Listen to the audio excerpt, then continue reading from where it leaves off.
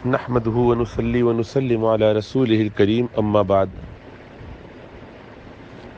موجودہ حالات میں ہر انسان پریشان ہے، اس طور پر کہ اس کی جان، مال، اولاد، خود اپنے ایمان کا خطرہ، کبھی تجارت میں مسئلہ، کبھی تعلیم کا مسئلہ، بچوں کی طرف سے پریشانی کہ بچے اگر پڑھائی میں ٹھیک ہیں تو ادب آداب نہیں آتا، لحاظ نہیں ہے، مؤدب ہیں تو اسٹریٹ وائز نہیں ہے، اتنے تیز نہیں ہے، سستی لگتی ہے، ایک طرف جاتے ہیں اس میں کنسسٹنسی نہیں، استقامت سے کام نہیں کر پاتے، دل جمعی نہیں ہوتی، تجارت میں لگے ہیں تو ایک کام کر رہے ہیں، اس میں کچھ خرابی ہوئی دوسرے میں چلے گئے، پابندی کے ساتھ کوئی کام نہیں ہوتا، یعنی کوئی نہ کوئی پریشانی لاحق ہے۔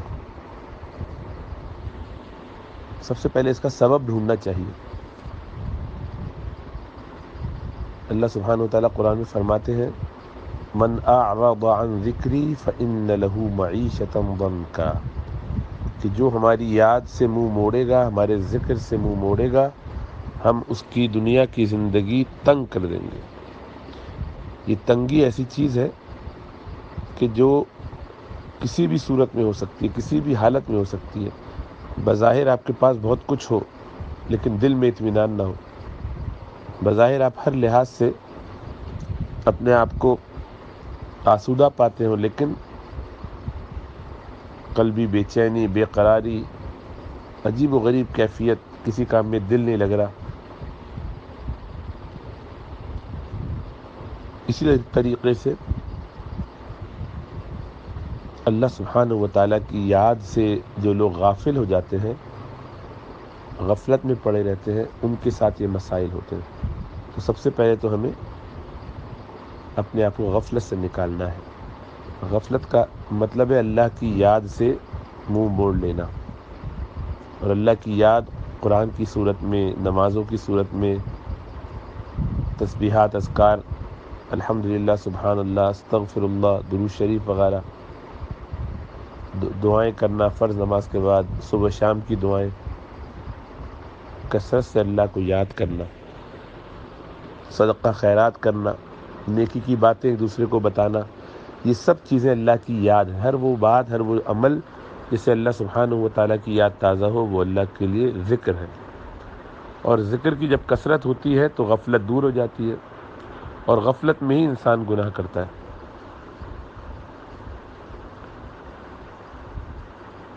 تو اپنے آپ کو غفلت سے بچانا ہے، اللہ کی یاد میں رکھنا ہے، تاکہ دنیا کی زندگی میں تنگی، مشقت، پریشانیاں جو ہیں وہ دور ہو جائیں۔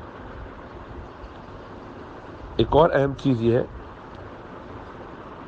کہ ناشکر پن سے بچا جائے۔ اللہ سبحانہ و تعالیٰ فرماتے ہیں کہ اللہ ایک مثال بیان کرتا ہے ایک قریے کی، ایک بستی کی۔ ضرب اللہ مثلا قریۃ کانت آمنۃ، جو بہت مطمئن تھی، امن میں تھی، مطمئنۃ، یأتیہا رزقہا من کل مکان، اس کو ہر جانب سے، تمام سمتوں سے بڑی چیزیں مہیا تھیں، رزق مہیا، اپرچونٹیز، تجارت کی، تعلیم کی، ترقی کی، جو وہ چاہتے ان کو مل رہا تھا۔ تو پوری بستی کے لوگ بڑے امن میں تھے، بہت اطمینان میں تھے، ہر طرف سے فراوانی تھی، گویا زمین سونا اگل رہی ہے، آسمان سے رحمتوں کی بارشیں اتر رہی ہیں، پھلوں کا، پھولوں کا ایک انتظام ہے، معدنیات کی کثرت ہے، تو گویا آسودگی ہے۔ اللہ فرماتے ہیں فَكَفَرَتْ بِأَنْعُمِ اللَّهِ، تو انہوں نے جب وقت گزر گیا، استعمال کرتے رہے، کچھ عرصہ گزرنے کے بعد اللہ کی نعمتوں پہ ناشکری کرنا شروع کر دی، شکر گزاری سے دور ہو گئے۔ فَأَذَاقَهَا اللَّهُ لِبَاسَ الْجُوعِ وَالْخَوْفِ، تو اللہ سبحانہ و تعالیٰ نے ان کو خوف کا اور بھوک کا لباس پہنا دیا، گویا وہ ریپ کر دیے گئے بھوک میں اور خوف میں۔ اب ہر وقت پریشانی، ہر وقت ٹینشن، ہائے کیا ہوگا۔ آپ کو آج ایسے لوگ نظر آ جائیں گے جن کے پاس سب کچھ ہے لیکن انہیں فکر ہے کہ پتہ نہیں کیا ہو جائے گا، وہ کچھ خوف ہے، انجانا خوف ہے۔ آپ کو لوگ ایسے نظر آ جائیں گے کہ کوششیں کرتے ہیں، جس کام میں ہاتھ ڈالتے ہیں نقصان ہو جاتا ہے، کوئی ترقی نہیں ہو پاتی، پریشانیاں ہیں، مشکلات ہیں۔ کیوں ہیں؟ تو پہلی بات یہ کہ اللہ کی یاد سے ہم غافل ہیں، یعنی غفلت میں جب ہوتے ہیں تو گناہ کرتے ہیں، اس لیے جتنی زیادہ غفلت اتنے زیادہ گناہ، گویا اللہ کی نافرمانی میں زندگی گزر رہی ہے۔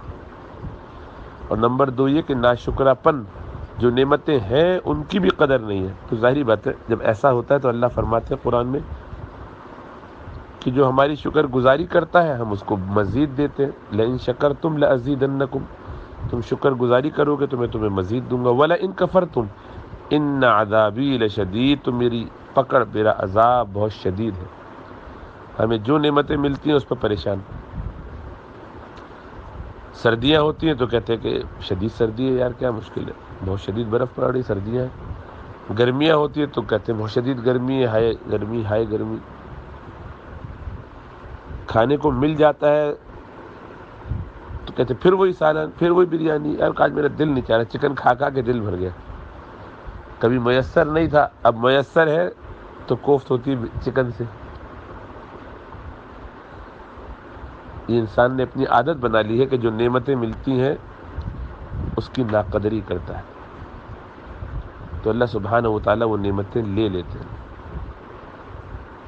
تو ہم نے اپنے آپ کو خود ایسی مشکلات میں ڈالا ہے۔ ظہر الفساد فی البر والبحر بما کسبت ایدی الناس، لوگوں کے اپنے ہاتھوں کی کمائی ہے۔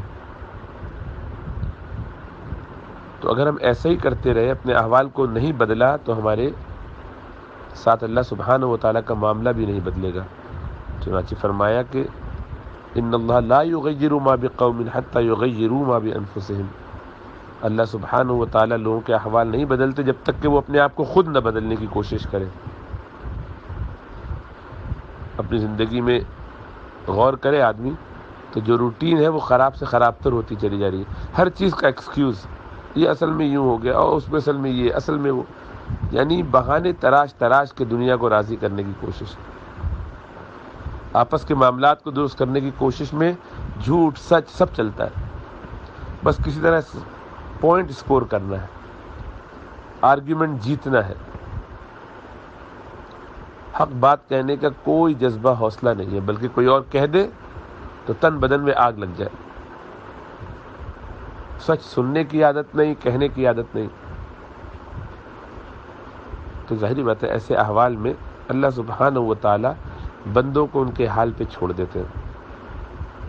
رسول اللہ صلی اللہ علیہ وسلم تو یہ دعا فرما رہے ہیں کہ یا حی یا قیوم برحمتک استغیث اصلح لی شأنی کلہ ولا تکلنی الی نفسی طرفۃ عین، اے میرے رب، اے حی، اے زندہ جاوید، اے قیوم جو قائم بالذات ہے، انڈیپینڈنٹ ہے،